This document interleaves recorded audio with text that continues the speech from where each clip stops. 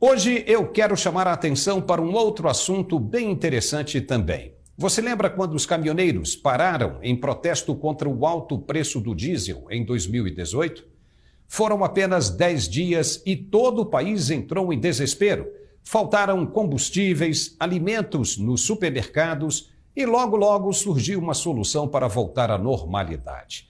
Foi um movimento bem articulado que pegou a todos de surpresa, pois ninguém imaginava a força que a categoria tinha e ainda tem, porque ela nunca tinha sido colocada à prova.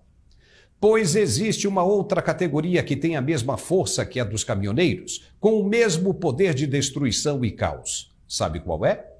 A das mídias sociais. Isso mesmo.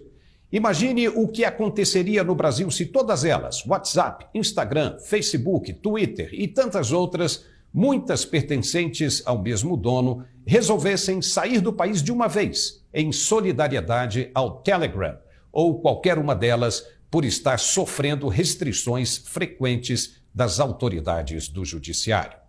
Como o Brasil ficaria sem as redes sociais? E como iria se comunicar? E os inúmeros negócios e empregos que deixariam de existir da noite para o dia? Os deputados, senadores e até o judiciário, nem eles mesmos conseguiriam viver sem esses meios de comunicação de massa. Deu para imaginar o estrago que isso representaria? Imediatamente os parlamentares sentiriam o efeito e a cobrança viria de todo lado para que a situação fosse revertida. E não seria nada difícil isso acontecer. Talvez por essa razão o judiciário tenha surpreendido e voltado atrás com relação ao banimento das contas do deputado federal Nicolas Ferreira, do PL de Minas Gerais, eleito o parlamentar mais bem votado do país com 1,5 milhão de votos. O Telegram entendeu que a decisão do STF de suspender a conta do deputado era genérica e não apresentava fundamento algum. Sendo assim, decidiu, com base na própria lei, ignorar o que tinha sido determinado.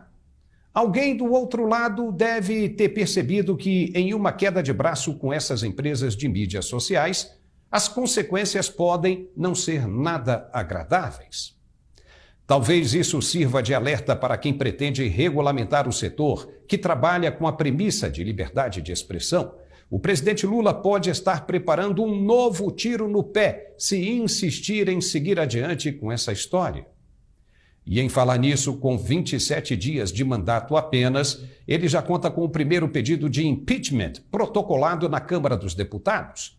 O parlamentar Ubiratã Sanderson, do PL do Rio Grande do Sul, entrou nesta quinta-feira com um pedido bem fundamentado junto à Secretaria-Geral da Câmara, embasado em uma declaração do presidente, onde ele afirma na Argentina que o impeachment da presidenta Dilma teria sido um golpe.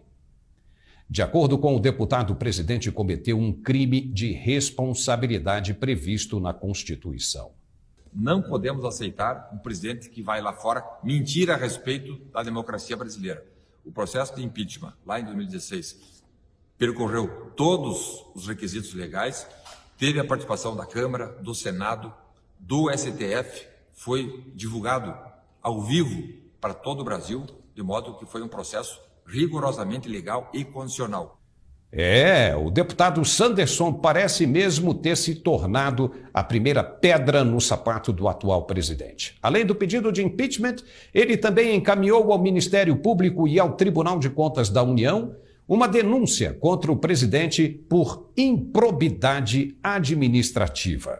Uma irregularidade cometida por Luiz Inácio Lula da Silva, que se hospedou num hotel sem licitação, ele e sua esposa, quando em Brasília existem duas residências oficiais, o Palácio da Alvorada e a Grande Doutor. Ele poderia ter ficado em qualquer uma das duas sem custo, mas não, preferiu ir para um hotel sem fazer licitação, deixando de cumprir requisitos que são obrigatórios. Não há, no caso, a chamada inviabilidade de competição, ao contrário, em Brasília tem muitos hotéis, tem centenas de hotéis e por isso não podia ter contratado essa hospedagem sem o processo legal de licitação. Isso precisa ser averiguado mesmo, porque tanto se acusa o ex-presidente por uso do cartão corporativo ou qualquer outra coisa que fica parecendo que são irregularidades menores que as que o atual presidente anda cometendo. Lembrando que ele já tinha cometido uma irregularidade ao aceitar uma carona no jatinho de um amigo para a Europa quando era presidente eleito. Isso é crime previsto em lei com pena de até 12 anos de reclusão e ninguém falou nada. Agora, segundo o deputado Sanderson, ele comete crime de responsabilidade ao atacar a democracia brasileira no exterior em evento oficial e provavelmente deverá ser investigado pelo Ministério Público e TCU também por improbidade ao se hospedar em hotel sem o devido processo de licitação. Aí fica complicado.